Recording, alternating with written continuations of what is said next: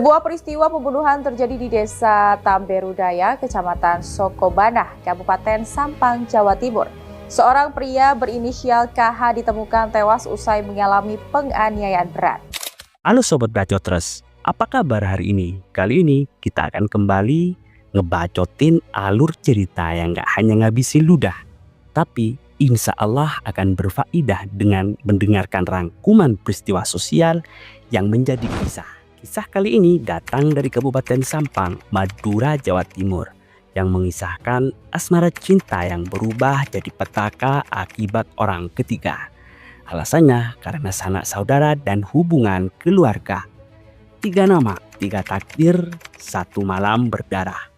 Khairul, pemuda nekat dari Pamekasan, rela menempuh puluhan kilometer hanya demi perempuan yang bukan miliknya. Ibrotun, istri orang tapi punya cinta diam-diam yang tak semua orang tahu, sampai semuanya terlambat.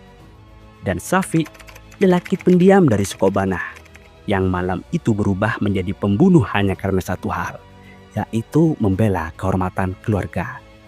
Semua itu terjadi dalam sekejap di sebuah desa, tepatnya di Desa Tamberudaya, Kecamatan Sokobanah. Di sanalah darah pertama mengalir. Apa yang sebenarnya terjadi? Beginilah kisahnya.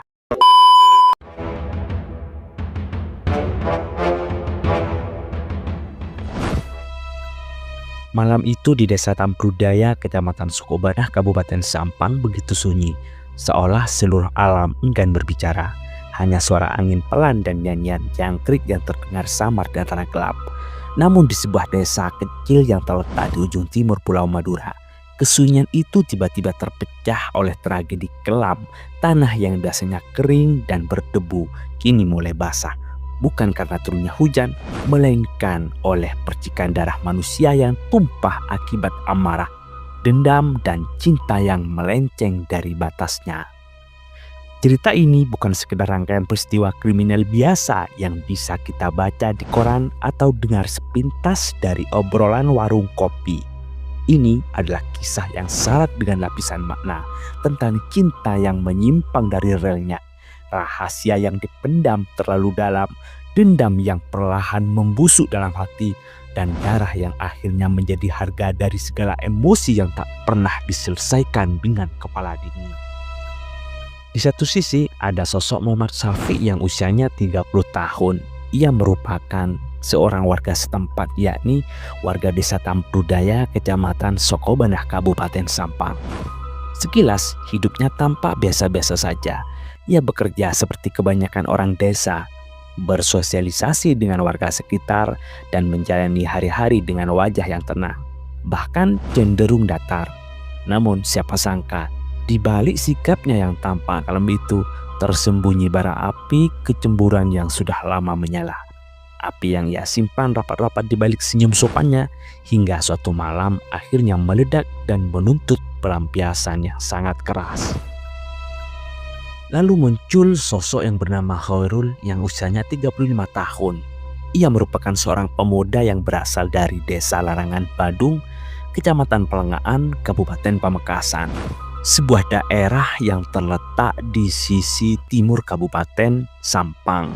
Sosoknya dikenal berani, penuh inisiatif, dan dalam hal tertentu romantis. Setidaknya itulah yang tercermin dari tindak tanduknya dalam menjalin relasi dengan lawan jenis. Entah sejak kapan tepatnya ia mengenal seorang perempuan bernama Ibrotun Mahtubah, wanita yang statusnya sudah bersuami namun tetap menjadi objek perasaannya. Yang pasti hubungan mereka sekalipun tersembunyi dari pandangan banyak orang cukup kuat hingga membuat Khairul bersedia menempuh perjalanan jauh, melewati batas kabupaten, melintasi gelapnya jalanan desa yang sepi, hanya demi satu tujuan, bertemu dengannya walau hanya sesaat, walau hanya di bawah remang cahaya malam yang penuh risiko. Dan di balik kegaduhan cerita ini berdirilah sosok ketiga yang sekaligus menjadi titik kunci dari seluruh rangkaian tragedi. Ia adalah Ibrotun Mahtubah, 27 tahun, seorang perempuan dewasa yang secara hukum dan adat masih berstatus sebagai istri dari seorang pria di desanya. Dari luar, ia tampak seperti ibu rumah tangga biasa, menjalani hidup sebagaimana mestinya, mengurus rumah, menjaga nama baik keluarga, dan menjaga kehormatan suaminya. Namun, di balik lapisan itu, tersimpan rahasia yang perlahan menggerogoti fondasi rumah tangganya, sebuah hubungan terlarang yang ia jalin secara tersembunyi dengan Khairul, pemuda dari desa tetangga yang kerap muncul di malam hari. Ibrotun dalam segala kompleksitasnya mungkin bukan sekedar sosok perempuan yang tergoda oleh cinta baru, tetapi bisa jadi merupakan cerminan dari seseorang yang sedang haus akan perhatian, pengakuan, atau bahkan sekedar ruang untuk merasa hidup kembali di tengah pernikahan yang dingin dan membisu. Entah apakah itu cinta sejati atau sekedar pelarian, yang pasti keterlibatannya bukan hanya sebagai perempuan di tengah-tengah, melainkan sebagai katalisator dari sebuah gejolak emosi yang akhirnya berubah menjadi ledakan darah. Hubungan terlarang antara Ibrotun dan Khairul berjalan secara sembunyi-sembunyi, bersembunyi di balik gelapnya malam, dibungkus oleh senyum sopan di siang hari, dan dilindungi oleh dinding keheningan yang rapat.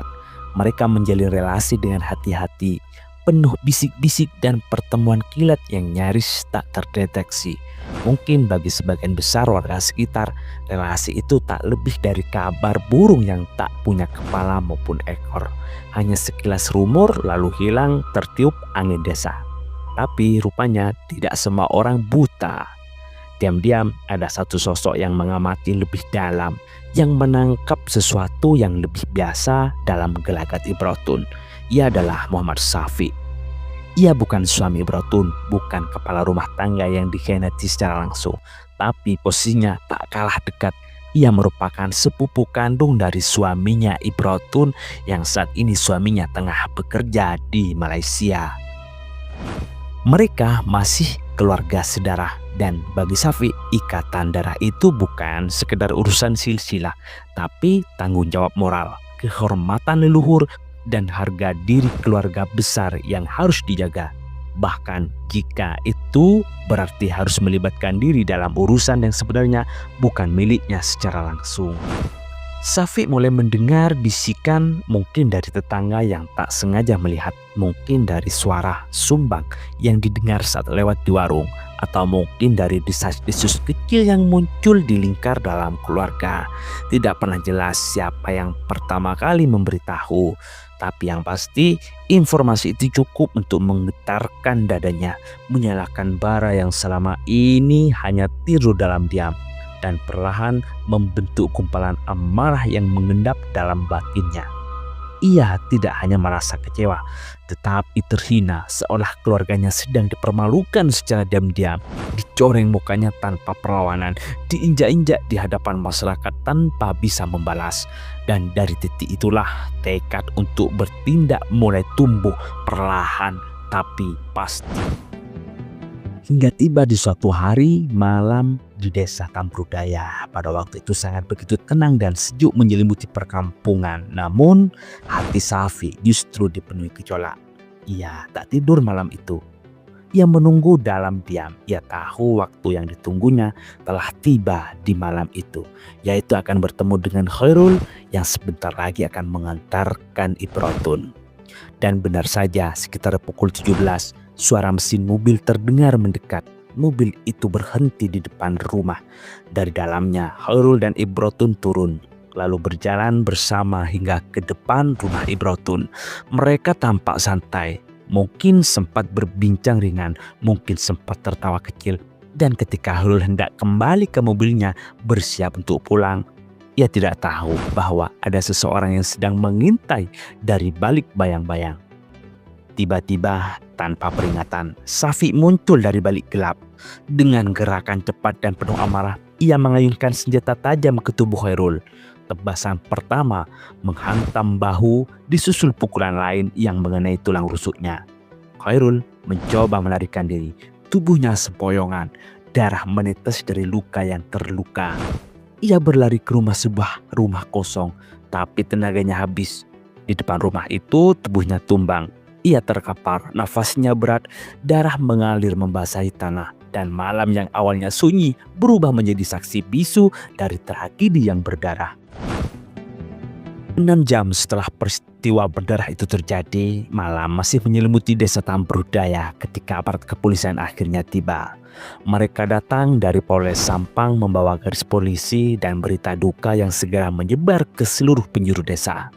Tapi yang mengejutkan, Safi tidak kabur. Ia tidak melarikan diri ke tempat manapun ia bisa berlari. Tidak bersembunyi di rumah kerabat, tidak juga membuang senjata pembunuhannya. Ia hanya duduk di depan rumah, tenang diam, seperti seseorang yang telah menyelesaikan sesuatu yang diyakininya sebagai kewajiban, bukan kejahatan. Wajahnya tidak menunjukkan penyesalan. Bahkan saat polisi mendekat dan memborgol tangannya, ia tidak melawan, seolah semua sudah ia siapkan jauh sebelum darah tumpah pada malam itu. Dengan prosedur cepat, Safi langsung diamankan dan digiring ke kantor kepolisian. Ia dijerat dengan pasal 340 KUHP tentang pembunuhan berencana, pasal berat yang bisa membuatnya menghabiskan masa tua di balik jeruji besi. Lalu kabar itu menyebar begitu cepat.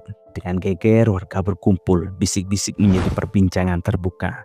Di satu sisi mereka mengutuk tindakan Safi yang sangat begitu brutal, yaitu menghilangkan nyawa dan jelas-jelas melanggar hukum. Tapi di sisi lain ada suara lirih yang menyatakan bahwa apa yang dilakukan Safi adalah bentuk pembelaan atas harga diri keluarga. Bahwa dalam tradisi sebagian masyarakat, kehormatan bukan sekedar soal moral pribadi, tapi simbol martabat seluruh nama baik yang melekat dalam darah. Dan ketika itu diinjak, sebagian orang merasa tak ada cara lain selain membalasnya. Sedangkan Ibrotun namanya tak lagi sekedar nama seorang perempuan biasa di desanya. Setelah malam berdarah itu, ia berubah menjadi sosok yang disebut-sebut dalam setiap bisik-bisik warga, menjadi bahan pembicaraan di beranda rumah dan sudut-sudut warung kopi. Ia dituding sebagai pemicu dari semua kekacauan, perempuan bersuami yang membuka pintu bagi hubungan terlarang.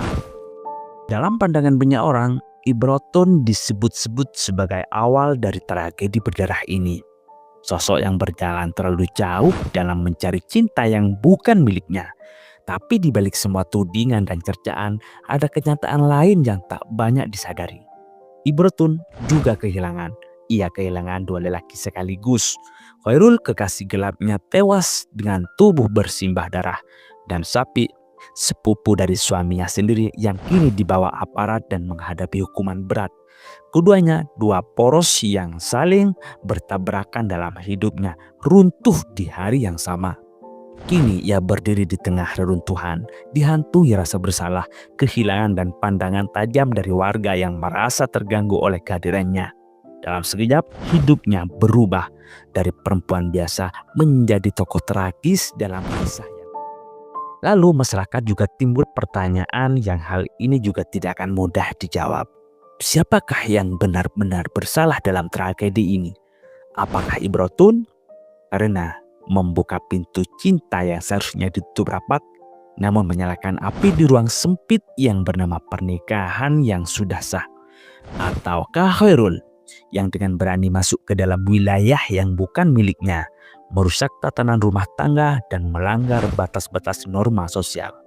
Atau justru Safi yang menjadikan rasa malu dan harga diri sebagai alasan untuk mengambil tindakan yang tak bisa dibenarkan oleh hukum, yaitu menghilangkan nyawa orang lain?